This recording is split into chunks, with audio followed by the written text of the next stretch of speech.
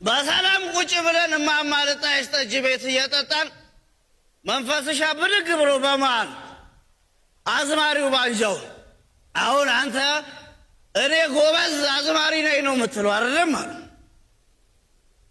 ተራራው ሳይናድ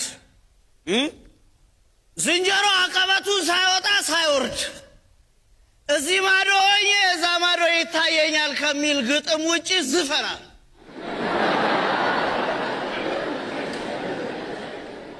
ይህን የሚለው እንግዲህ ይታይ መንፈስ ነው ለአዝማሪው ባንጃው።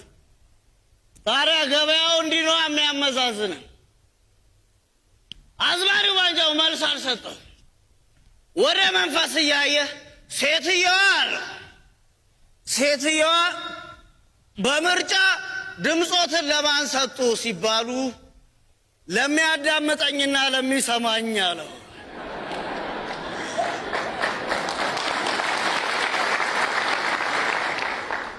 በእነሱ ገበያ ውስጥ ከገባ ከከፍታቸው ዝቅ አድርገው ያቀሉሃል።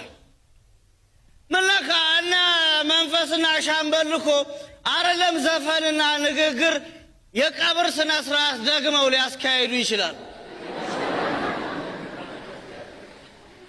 እንደውም አንድ ጨዋታ ልንገር።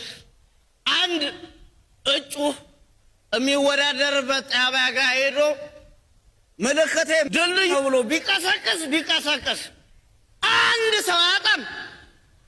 ጓደኞቹና ወዳጆቹ መከሩት። በቃ ምልክትህን ቀይር፣ ድልድዩን ገልብጠውና መንሰላል አድርገው አሉት። ቁም ነገር መስሎት ከዛ ሲላቸው ያው ቢያንስ አምፖል መቀየሪያ ይሆናል አሉት።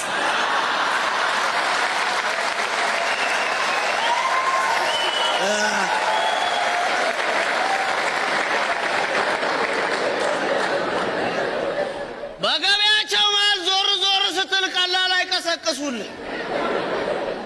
እነ መንፈስ አገማመቱን ይኸው ገበያቸው መሃል ከተውራር አመዛዘኑ በደንብ አለካኩን አረል ቁመት።